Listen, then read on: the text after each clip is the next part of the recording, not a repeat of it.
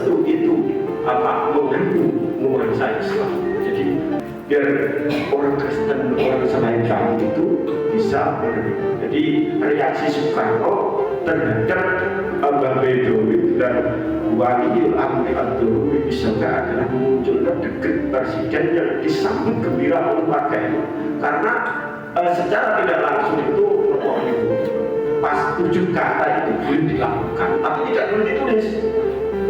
Tidak boleh ditulis, kalau ditulis nanti gede lagi yang daerah. Saya datang ke Kiai Fuad Munir, saya matur, saya ingin mendengarkan kisah-kisah tentang Mbah Bedowi dari Panjenengan selaku muridnya.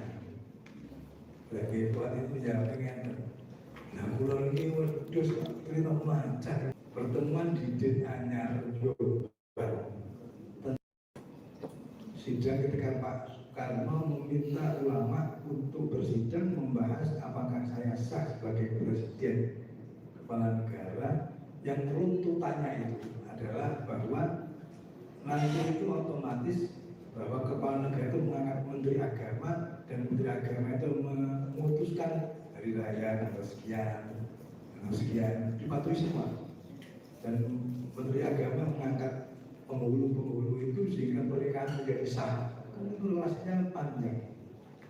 Jadi kalau Pak Karno itu tidak sah jadi kepala negara, maka semua pernikahan itu dilakukan.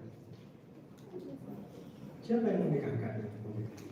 Orang-orang tidak punya orang tua misalnya.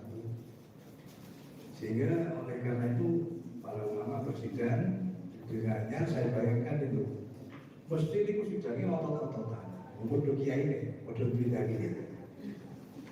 Dan ketika otot-ototan itu hanya di NU, hanya di NU saja. Dia telah mau tidak ada titik temu. Mbah Bedowi itu memang sosok yang tidak suka menonjolkan diri.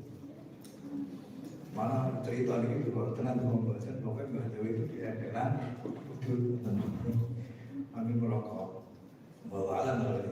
Tapi beliau tidak ikut sidang di dalam, beliau di luar.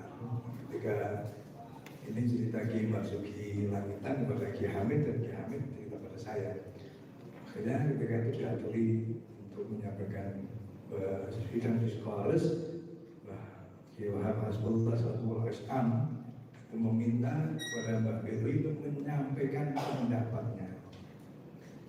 Nah sebenarnya pendapat Mbak Bedowi ini sudah maklum, sudah maklum, karena di kitab-kitab Fathul Mu'in, kitab-kitab dasar itu sudah ada, di Fathul Akhyar sudah ada.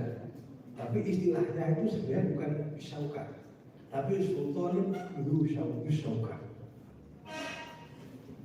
Jadi istilahnya kemungkinan yang muncul pertama kali itu adalah Sultanun Syaukat. Jadi Mbak Bedowi kemudian diminta untuk menyampaikan pendapatnya, beliau menyampaikan bahwa Soekarno buat Walil Amri Abdul Syaukat.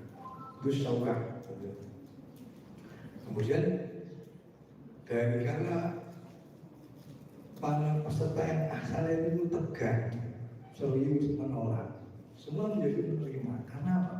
Karena sosok Mbah Bedowi ini tidak punya kepentingan apa-apa. Melakukan dekret untuk mengembalikan kepada UUD 45. Artinya apa? Bahwa gagasan besar yang disampaikan oleh Mbah Bedowi punya implikasi secara nasional. Yang kedua, perjuangan secara fisik.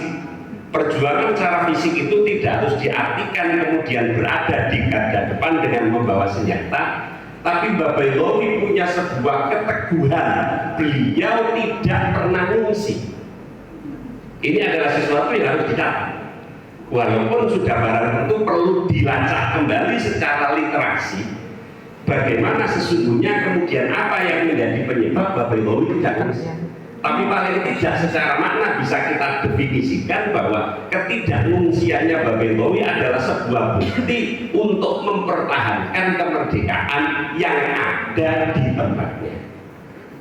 Dua hal itulah yang bisa menjadi modal besar bagi Dinas Kearsipan, modal untuk mengangkat Rembang secara umum, dan modal untuk godek dana. Kira-kira kan begitu. Artinya apa? Silahkan, ini adalah pintu masuk awal yang kemudian tidak hanya satu-satunya, karena akan banyak lagi arsip-arsip yang bisa ditemukan dari Rembang. Semoga ada follow up dan kami akan koordinasi dengan pihak wilayah dan para tokoh yang ada di Pasir. Mungkin itu, dan semuanya kami sampaikan terima kasih wabil khusus kepada ketiga beliau yang ada di depan.